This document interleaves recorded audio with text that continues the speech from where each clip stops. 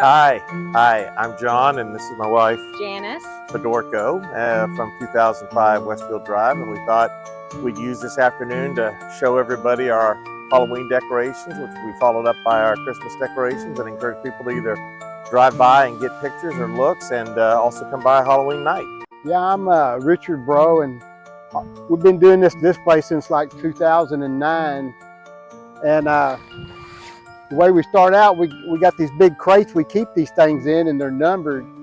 And we place them out on certain spots of the yard, and we just start going crazy putting them up. So what made you start doing this in the first place?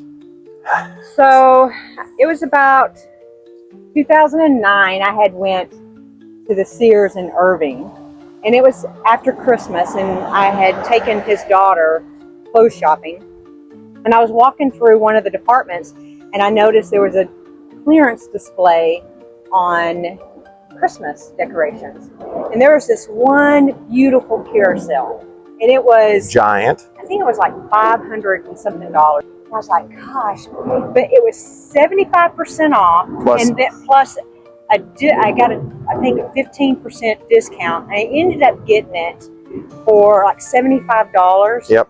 And so I called him and I was like, John, you've got to see this. This is the most beautiful carousel.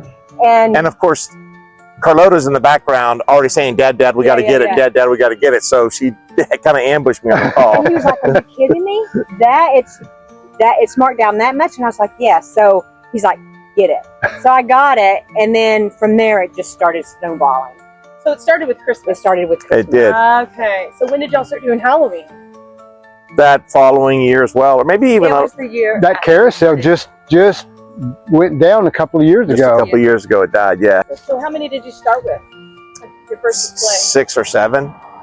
But then again, she's teaching me, like, go after Christmas, go after Halloween, and then you buy a whole bunch and it sits in your garage or it sits in storage, and then you've got from 6 or 7 it goes to 20, and then 20 goes to 50, and then 50 goes to 100, then 100 goes to 120, and then we're out of power. And it's just not one store either. So I'm from West Texas, so we would go visit my family, and I kid you not, just about every major city or town we were stopping at their Walmart or Home Depot or Lowe's just to see what decorations they had. So is this the most that you've ever had at a time? I think for Halloween it might be. Again, I'm pretty sure we're almost at our thermal capacity.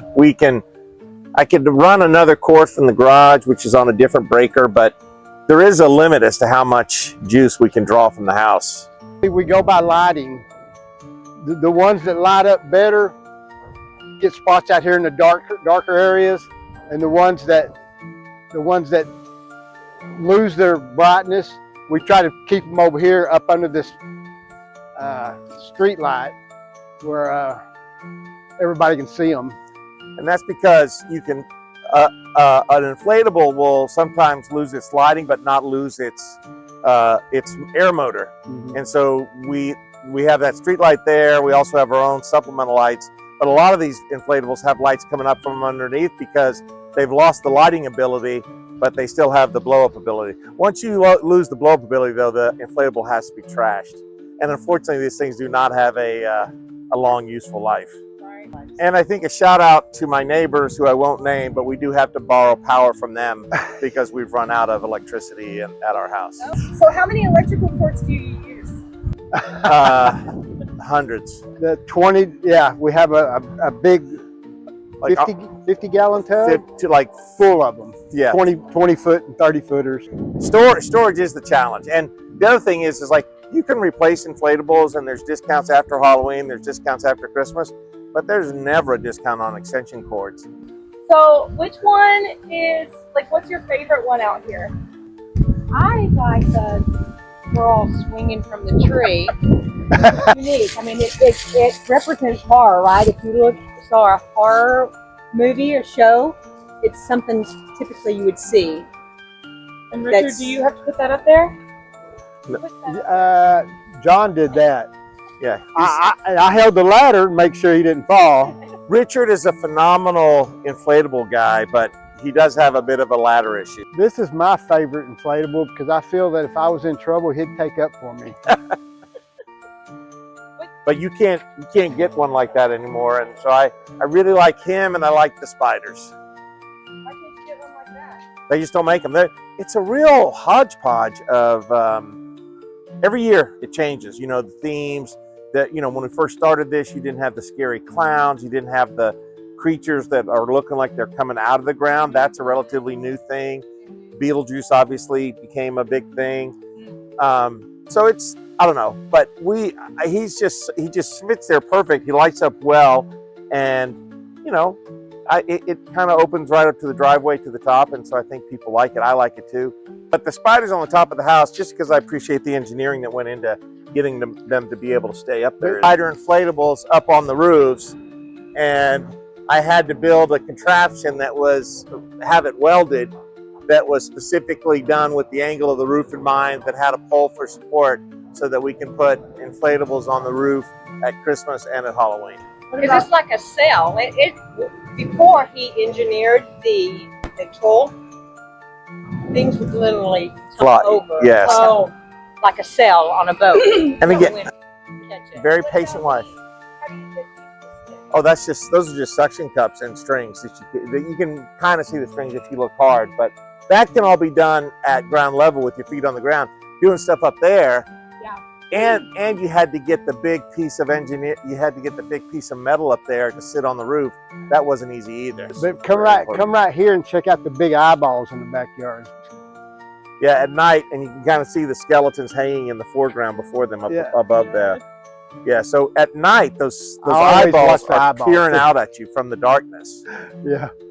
Her motion detector doesn't work anymore like this guy's did. He activated when he came up, but you got to push her display button in order just for her to talk. There's something spooky. But she doesn't move anymore. So we're probably in the market for 2 or 3 more new animatronics to have on the porch.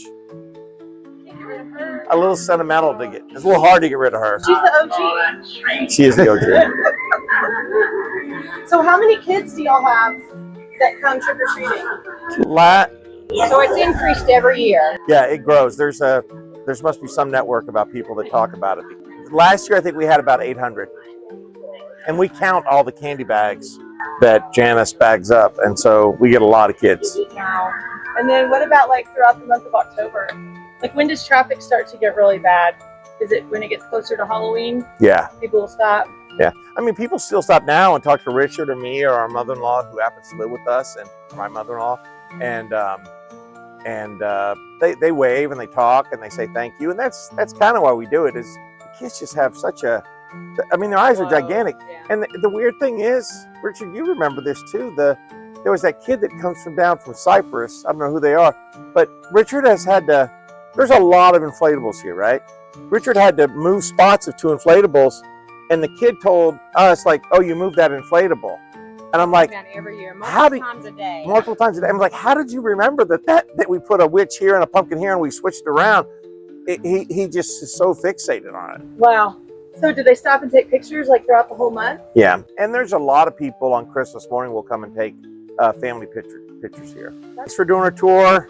A lot of thanks to Richard for putting all this up. But if you want to see it in person, Halloween night, we're open at what, 5:30, Richard? And 5:30. we'll be here. Might even be a little bit of surprises in the garage and other folks. But please come and check us out. And if you can't come Halloween night, come anytime before then. There's something spooky.